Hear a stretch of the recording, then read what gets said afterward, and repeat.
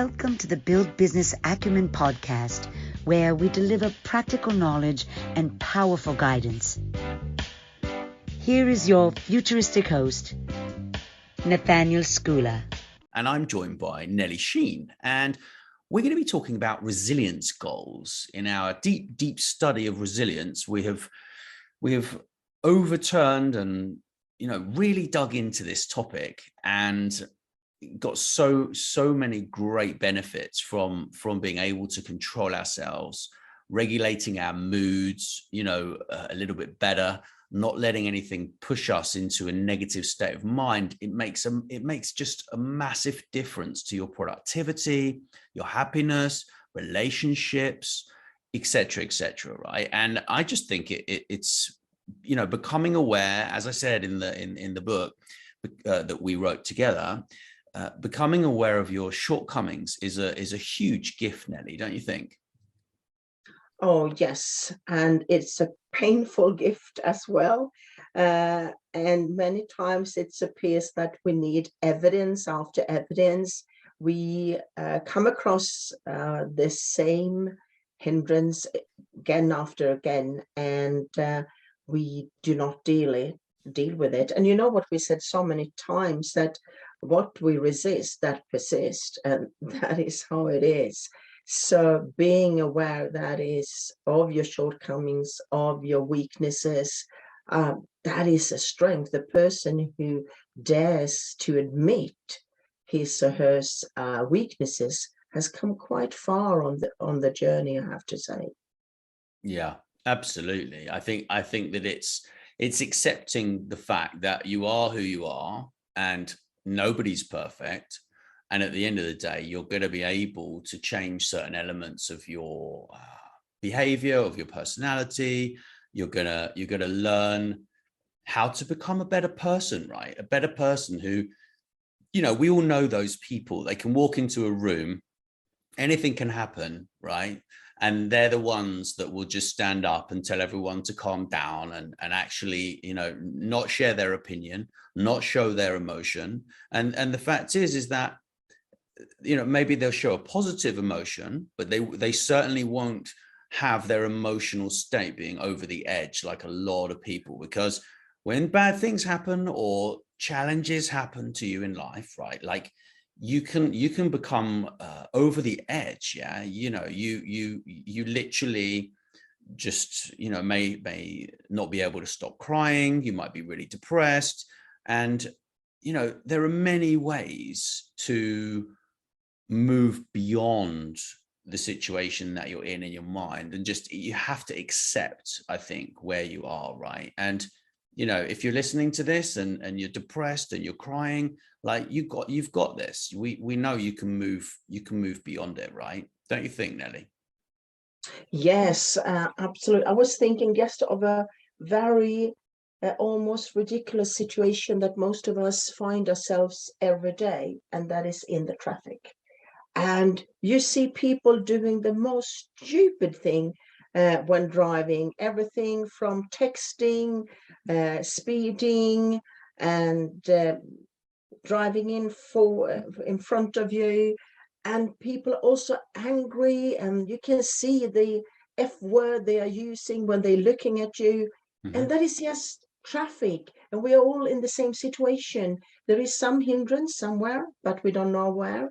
But people are so irritated and so flustered and angry. And that is just a small thing. So again, we need to start with those things that we can actually quite easily control, and then move further and further up the ladder. It is difficult when you are faced with tough situations in life, absolutely. But with the help of resilience, you will be able to act and react in a calm way. Exactly what you said. We all know the person that is entering the room and has integrity and knowledge and his or her feelings completely under control. And that is the person we should aim to be like. Mm-hmm. Yeah, I agree 100%, right? And I think as part of the journey into resilience, I think aligning with our life goals is actually really, really important, because if we don't know why we need to become that person, if we don't know why we're living, Viktor Frankl in Man's Search for Meaning, which was one of my favorite audiobooks that I listened to in the last couple of years, he said those who have a why to live can bear with almost any how. However, I think that also you can also bring, who are you living for? Who is in your life, or who do you want in your life, or who you are.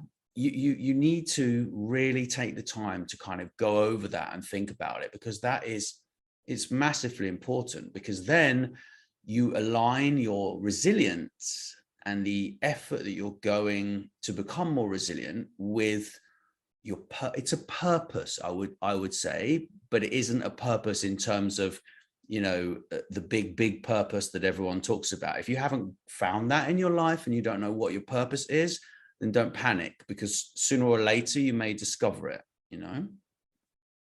Mm. Uh, and sometimes when it comes to purpose, it might be something that we haven't seen, and yet it is standing in front of us. And we are maybe so concentrated on achieve something else of our goals and find another reason and purpose for living. But there is something that is probably been with you for a long time. So if you have the time and dare to explore your inner self, you will probably find something that is very close to your heart that you are burning for. There is always something that is more important to a human being than other things. And that is the thread that you should follow and see where it takes you. Because when you have found this thing, whatever it is, that is your reason to live for. And I thought it was very good what you said, Nathaniel, not only what it is, but who it is, then you are on your way. And that is fantastic to see. I meet many people, and when you see that they have found where they're going, where they're coming from, and why, what is their why to go up of a morning, when they know that, people get an extra glimpse in their eyes. And I see it over and over again. And that is fantastic, because when then they are hit with something in life, they can very quickly bounce back, that we've talked about. But the foundation of resilience is to bounce back. And that's what they can do when they have that, when they have aligned the goals, know the purpose, and have built resilience.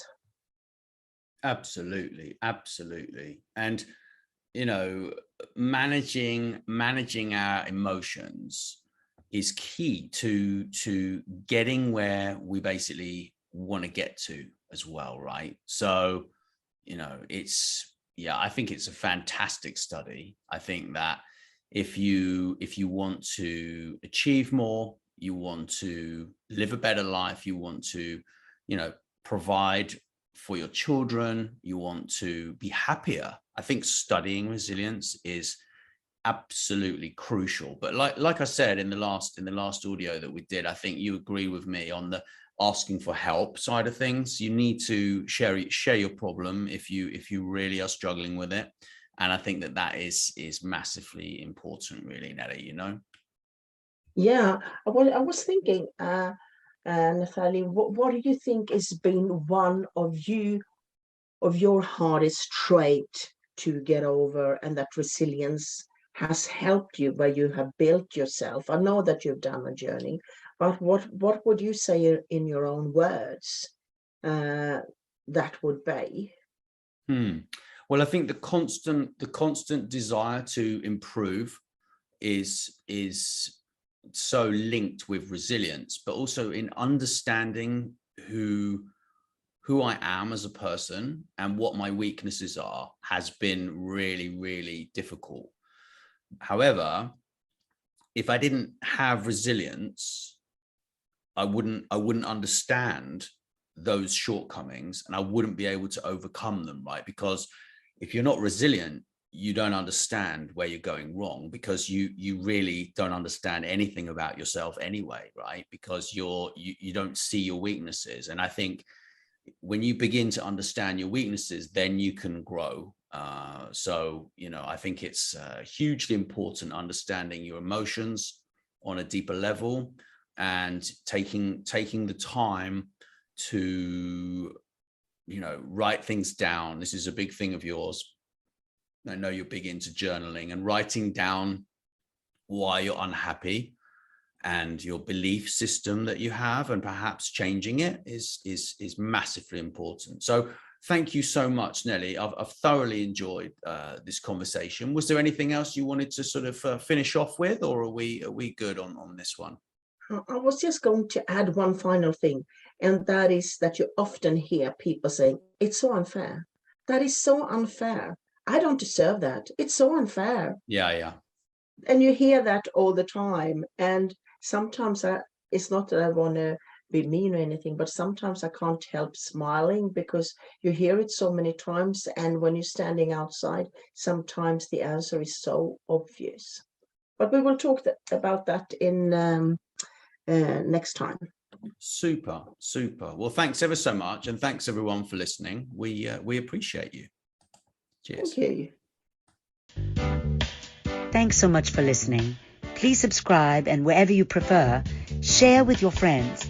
And if you enjoyed the show, drop us a review on iTunes or wherever you listen.